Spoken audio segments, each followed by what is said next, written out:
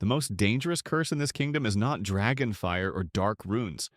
It's the empty throne you were born to sit on and still refuse to claim. You passed the trials, you crossed the forest, you earned the sigils on your cloak, and yet your mind whispers, I tricked them. I don't belong here. Any moment they will see I am a fraud. If you have ever stood at the edge of your own life like that, hiding in the shadows of your own hall, this story is your mirror. Stay, and we'll talk about imposter feelings the way bards never do. As a spell you can break, not a truth about your worth. You are not the mistake in the room. You are the one the room has been waiting for. Let's prove that to your own mind.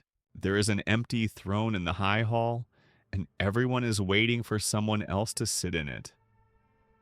The torches are lit, the banners hang, the guild scrolls are rolled open, and still you stand in the shadows near the door, telling yourself, not me. I am not ready. I am not worthy. They will see through me. That feeling, as if you somehow tricked your way into the room, as if you are only pretending to be what others think you are, is like a quiet curse many carry. It does not show on your armor or your robes or your crown. It lives inside your own thoughts.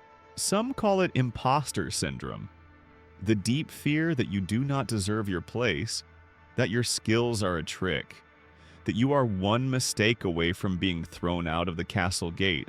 Look around this world of dragons and knights, kings and queens, elves, orcs, gnomes, and witches. A young squire clutches a sword for the first time in front of the training circle. His teachers chose him, yet his hands shake. He thinks they picked the wrong one. I am only here because they were kind. A new magician enters the guild library. Shelves rise higher than the tallest troll. She has passed all her tests, but as she touches a rune-carved book, a thought creeps in. Soon they will notice I am just guessing. A gnome tinkerer presents a clever device to the council, a lamp that burns with almost no oil. The council nods in approval, but the gnome's mind whispers, it was just luck. I do not really know what I am doing. These are ordinary moments, but inside they feel like standing on thin ice. Imposter feelings often appear when you reach a new hall, a new role, a new skill, a higher level in your craft. The mind loves the familiar. It feels safe where it already knows the rules. When you step into a new place, the inner watcher wakes and asks, who let you in? It remembers your past mistakes more clearly than your past successes. It compares your inner doubts to everyone else's outer confidence. You see the queen speaking calmly with her council, the elf archer releasing a perfect arrow, the dragon flying with effortless grace, and you tell yourself, they belong, I do not. But you do not see their sleepless nights, the times they missed the target, the days when their wings felt heavy. You see only their polished surface and compare it to your unpolished inside. The mind plays a cruel game of counting. It counts every tiny flaw like a stern scribe with a sharp quill. You forgot one word in your speech. You stumbled on one step. You needed help with that spell. Then it calls these small things proof that you are not good enough. At the same time, it dismisses your achievements. You got lucky, they were being polite, it was an easy test. Imagine a king who, each time his army wins a battle, says, it was nothing, but each time they trip on a rock, he declares, we are failures. Soon his soldiers will feel worthless, even if they protect the realm every season. This is what happens inside you when imposter thoughts rule. They twist the way you judge yourself so that no victory counts, and every small slip feels fatal. Why does this happen? Often it begins early. Maybe you grew up in a hall where praise was rare and mistakes were loudly punished. Maybe you were the child who always tried to prove your worth. never quite sure if you had done enough. Maybe you were praised only when perfect, so anything less than greatness feels like shame. Or perhaps you entered spaces where others had more practice, more gold, more titles, and you thought, I am the only one who is lost. Forgetting that everyone starts at the beginning, the brain tries to protect you from disappointment by saying, do not trust any success. Do not relax. It believes that constant fear will keep you working hard and safe.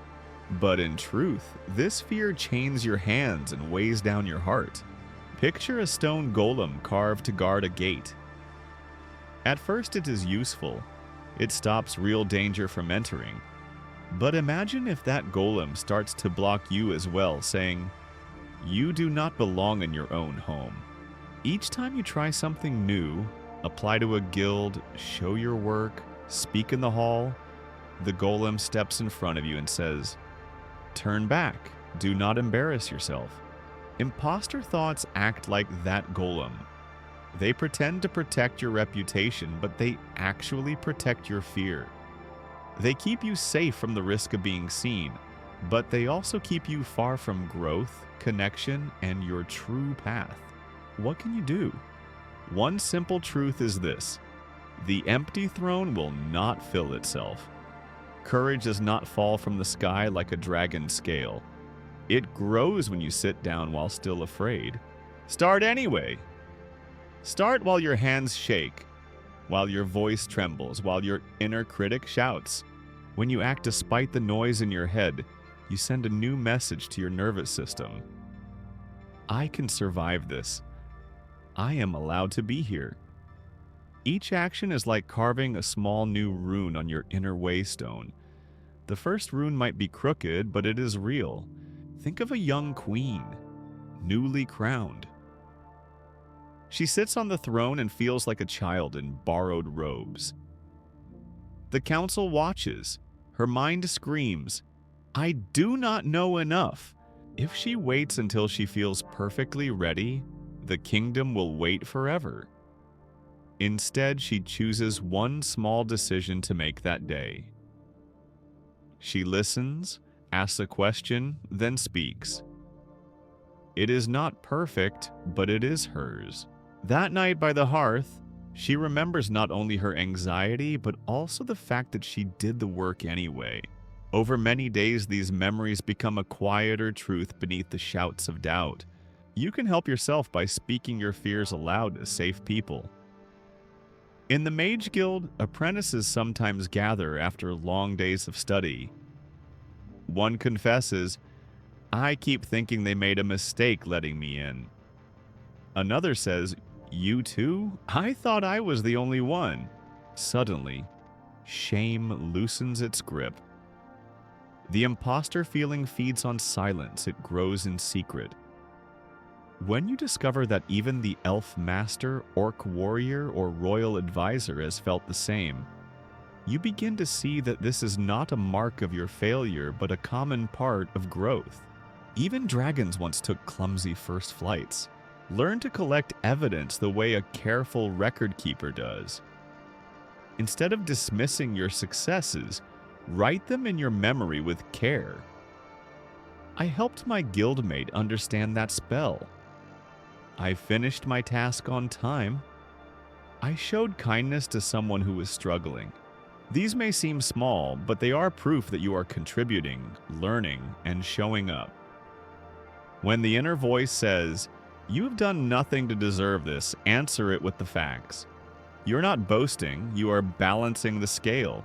Also, accept that no one knows everything. The wisest magician still opens books. The strongest knight still trains. The oldest dragon still circles before landing. Being a beginner in some areas does not cancel your skill in others. Say to yourself, I do not know this yet, instead of, I am a fraud. That little word yet is like a door kept open. It turns a dead end into a path. And remember, the feeling and the reality are not the same. Feeling like an imposter does not mean you are one.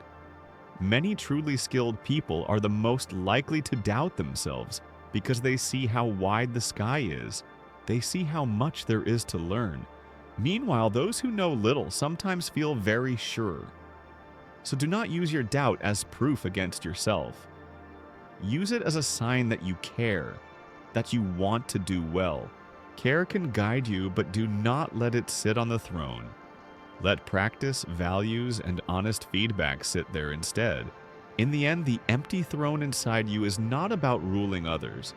It is about taking your rightful place in your own life. It is the seat where you stop waiting for permission to begin. No guild seal, no crown from a king. No compliment from a passing fairy can give you what you refuse to give yourself. The right to try, to learn, to fail, and to grow. The throne will always feel too big if you stare at it from the doorway. It begins to fit only after you sit, shift, and slowly grow into it. So when you next stand at the edge of a new hall, when you are about to share your art, your idea, your skill, or your heart, and the old whisper rises, "Who do you think you are?" Answer gently. Say, "I am a beginner in some ways and strong in others. I am here to learn. I am allowed to start." Then step forward. Even if your knees shake, even if your voice cracks, step forward. The torches are already lit. The banners are already hanging. The throne of your own life waits for no one else. Begin with what you have today, not the perfect version of yourself you hope to be. Let each small action be an oath to yourself. I will not disappear from my own story. As you do this again and again, the stone golem at the gate learns to stand beside you instead of in front of you. The hall becomes less frightening, more familiar. And one day, perhaps without even noticing, you will look around and realize you have been sitting in that throne for a long time. You have made mistakes, yes, but you have also created, helped, learned, and loved. When that day comes, you may smile at your younger self, still hiding near the door, and say, "Come, sit with me." You were worthy long before you believed it. Until then, keep walking toward the seat that bears your name. Start anyway, even with doubt as a noisy companion. The world of dragons and kings and quiet hearts does not need a perfect version of you. It needs the real you here now, willing to take your place.